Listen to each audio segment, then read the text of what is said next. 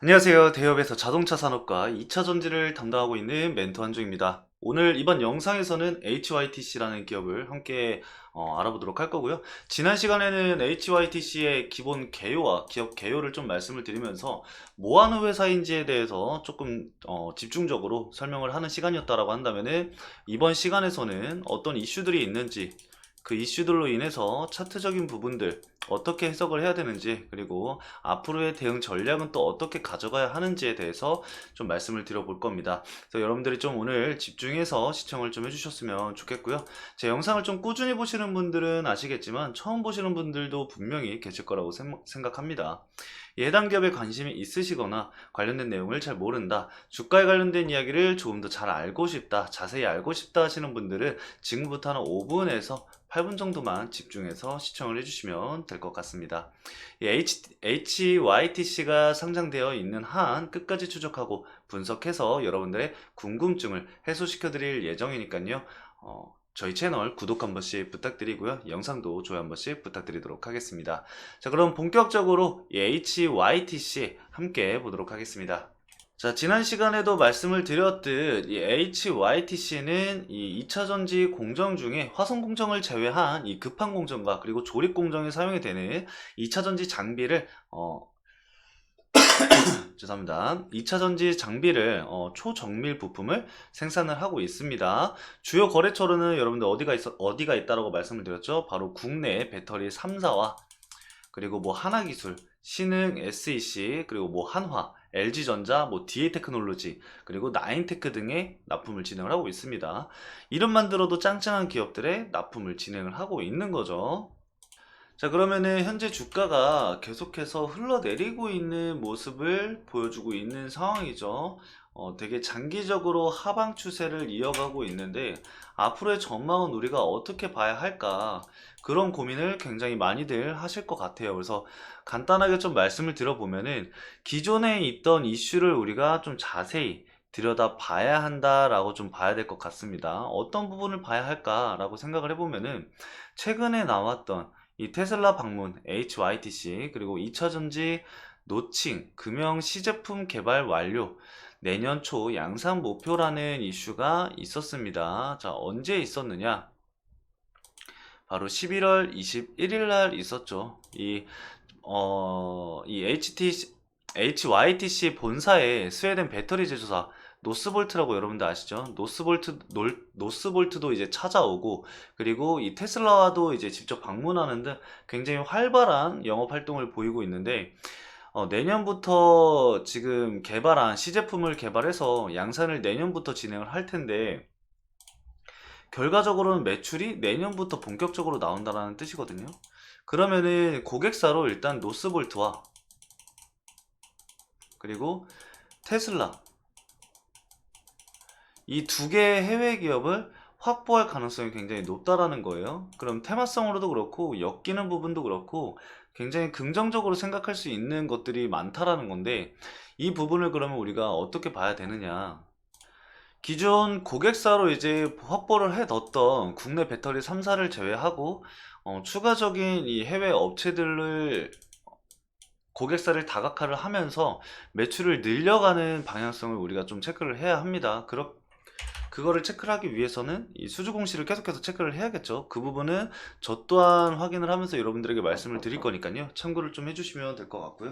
그리고 한 가지 더 볼 게 있는데, 바로 자사주 매입 관련해서 좀 봐야 될 부분이 있습니다.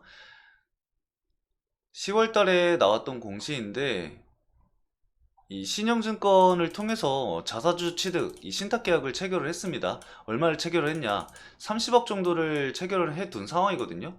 그러면은 신영증권에서 이 매수 체결이 어느 정도 되는 것을 체크가 돼야 되는데, 아직까지는 체크가 되지 않고 있어요. 그래서 주가가 좀 더 내려왔을 때 매집이 될지 어떨지는 앞으로 좀 더 지켜봐야 될 것 같습니다. 하지만 일정 구간은 이 자사주 매입을 통해서 주가 방어를 할 가능성이 굉장히 크다라고 볼 것 같아요. 그래서 주가가 눌리더라도 향후 이 신영증권을 통해서 자사주 매입, 즉 30억 원어치를 바닥에서 계속 확보를 하면서 주가 방어, 즉 더 이상의 하락은 방어를 하겠다는 의지로도 해석이 가능하거든요. 다만 이 신탁계약이 해지가 될 수도 있다라는 점을 우리가 참고는 해야 합니다. 하지만 이거를 긍정적으로 봤을 때는 주가 방어에도 이 활용을 할 수 있다 정도까지만 여러분들이 알고 계시면 될 것 같고요. 단기적으로 현재 들어오는 수급들을 좀 체크를 해보면은 개인 물량들이 어느 정도 들어오고 있는 상황이지만 외국인 자금도 만만치 않게 들어오고 있는 상황입니다. 자, 어디 쪽에서 좀 들어오고 있는지 살펴보면은 JP모건에서 일부 들어오고 있는 상황이죠. 일단은 JP모건에서 대략 7만 주 정도 매수 유입이 되고 있는 상황이고요. 신한투자증권에서 대략 5만 주, 그리고 키움증권은 이제 개인이니까 제외를 하고, 신영증권은 3만 2천 주가 들어왔지만 더 들어와야 합니다. 대략 30억 정도를 계산을 해보려고 하면은, 잠시만요.